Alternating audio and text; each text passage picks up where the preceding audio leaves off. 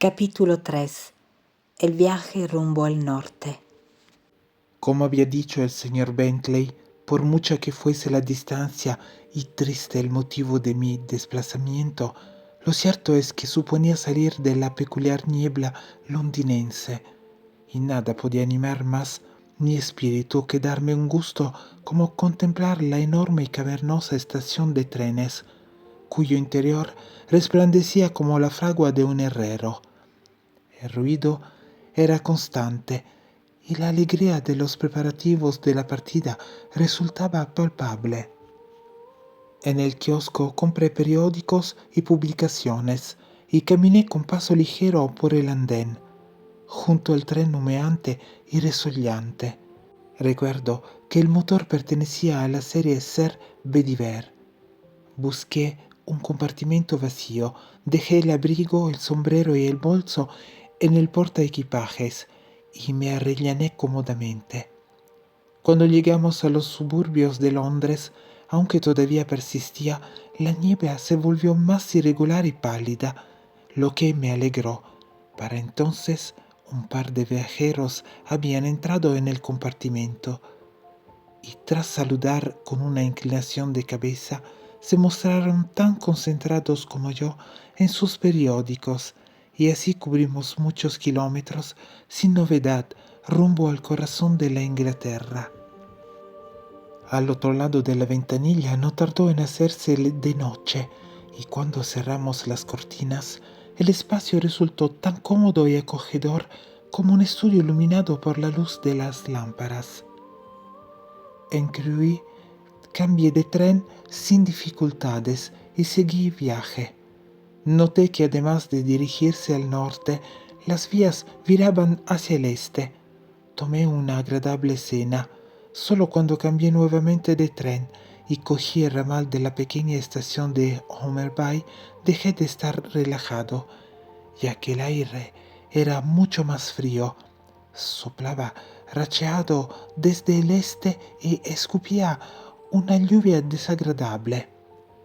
Además, el tren en el que viajaría durante la última hora era uno de los formados por vagones antiguos e incómodos, con los asientos rellenados con el pelo de caballo más duro y tapizados con la piel más rígida que quepa imaginar, y los portaequipajes construidos con tablillas de madera. Olía a hollín frío y rancho. Las ventanillas estaban sucias y el suelo sin barrer. Hasta el último segundo tuve la sensación de que estaría solo, tanto en el compartimento como en el tren. En el preciso momento en el que el jefe de estación tocaba el silbato, un hombre franqueó la barrera, paseó rápidamente la mirada por la triste hilera de vagones vacíos, advirtió mi presencia y, como era evidente que prefería tener compañía, subió y cerró la puerta justo cuando el tren empezaba a moverse. La nube de aire frío y húmedo que lo acompañó acrecentó el frío del compartimento, y cuando el desconocido comenzó a desabotonarse el abrigo, comenté que hacía una noche de perros. Me observó inquisitivamente, aunque sin acritud. Miró las cosas que yo había dejado en el portaequipajes y asintió. Al parecer he cambiado un mal tiempo por otro. Salí de Londres inmerso en una bruma espantosa y aquí hace tanto frío que da la impresión que va a nevar, No nevará. puntualizó el desconocido. Por la mañana el viento soplará y se llevará la lluvia. No se imagina cuánto me alegra oír eso. Si cree que al venir aquí se ha librado de las brumas, está muy equivocado. En esta zona del país también hay velos. Ha dicho velos. Expresó con ademanes la brusquedad espectacular de los velos. Es terrible. De todas maneras, si se queda en Craifin, no verá lo peor. Pasaré esta noche allí, en la Gifford Arms. También estaré mañana por la mañana. Supongo que más adelante tendré ocasión de visitar las marismas. Como no estaba deseoso de analizar con ese hombre la naturaleza de los asuntos que me habían llevado hasta allí, cogí el periódico y lo abrí con cierta ostentación. Durante un rato viajamos en silencio en ese desagradable tren. En silencio, si exceptuamos los resoplidos de la locomotora, el repiqueteo de las ruedas de hierro sobre los raíles, algún pitido ocasional y las ráfagas de lluvia, cual descargas de la artillería ligera en las ventanillas. Yo estaba harto de viajar, del frío y de permanecer sentado mientras me bamboleaba de aquí para allá. Y empecé a soñar con la cena, el fuego y una cama calentita. A decir verdad, a pesar de que me ocultaba tras sus páginas, ya había leído el diario de cabo a rabo, de modo que comencé a hacer especulaciones sobre mi compañero de viaje. Era corpulento, de cara recia, manos enormes que parecían despellejadas y bien hablado, aunque con un acento peculiar que supuse que era el local. Deduje que era labriego o, de lo contrario, dueño de algún pequeño negocio. Estaba más cerca de los 60 que de los 50 años. Vestía ropa de calidad, pero que no estaba bien cortada, y en la mano izquierda lucía un anillo de sello, pesado y llamativo, que parecía recién engastado y resultaba un poco vulgar. Llegué a la conclusión de que se trataba de un individuo que había ganado o heredado el dinero tardía e inesperadamente y se había empeñado en que todo el mundo lo supiese. Dada mi actitud juvenil y pedante, me hice una composición del lugar de ese hombre, perdí interés en él, y mi mente volvió a concentrarse en Londres y en Stella. Por lo demás, solo fui consciente del frío extremo y del dolor de las articulaciones hasta que mi compañero me sobresaltó a decir: La señora Driblow. Bajé el periódico y reparé en que la voz había resonado estentóreamente en el compartimento porque el tren se había detenido, y lo único que se oía era el gemido del viento y mucho más adelante el débil siseo del vapor. La señora Driblow. Repitió y señaló el sobre de papel de estraza con los documentos de la mujer, sobre que permanecía en el asiento a mi lado. Asentí rígidamente. ¿Eran parientes? Soy su abogado. Me sentí muy satisfecho por la forma en que mis palabras sonaron. Ah, claro. ¿Viene para asistir al funeral? Exactamente. Pues será el único. Muy a mi pesar, deseaba averiguar más cosas y fue evidente que mi compañero se dio cuenta de ello. Tengo entendido que no tenía amigos ni familia directa. Era una especie de ermitaña. Veamos, es algo que a veces ocurre con las ancianas. Se vuelcan hacia adentro y se vuelven excéntricas. Supongo que tiene que ver con el hecho de vivir solas. Diría que así es, señor.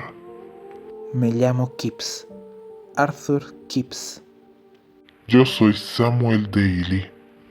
Ambos hicimos una ligera inclinación de cabeza. Cuando se vive solo en un lugar como aquel, es cuando comienzan las rarezas. Ah, venga ya, añadí sonriente.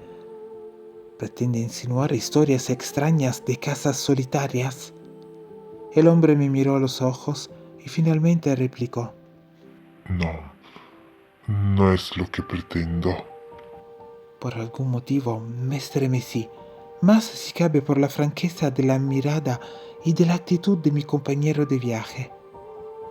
Solo puedo decir que me parece penoso que alguien que ha vivido 87 años no pueda contar con que unas pocas caras amigas se reúnan para su funeral, exclamé al final. Con los dedos quité el vaho del cristal de la ventanilla e intenté ver en la oscuridad. Por lo visto, estábamos detenidos en campo abierto y el viento ululante nos golpeaba con todas sus fuerzas. ¿Cuánto falta?, pregunté procurando no parecer preocupado, pero experimenté la desagradable sensación de estar aislado de toda morada humana y atrapado en la gélida tumba del vagón del tren, con el espejo manchado y el sucio revestimiento de madera oscura. El señor Daly consultó el reloj. 19 kilómetros. Estamos esperando a que pase el tren que baja por el túnel de Gape Mouth. Atraviesa la colina, que es el último trozo de terreno elevado que hay en varios kilómetros. Señor Gibbs acaba de llegar a los llanos. De lo que no cabe duda es de que he llegado a la tierra de los nombres curiosos. Por la mañana oigo hablar del paso elevado de Nine Leaves y de Eel Marsh, y ahora del túnel de Gape Mouth. Gape Mouth, boca abierta. Es un lugar remoto. No recibimos muchos visitantes. Supongo que eso se debe a que no hay mucho que ver. Todo depende de lo que signifique mucho que ver.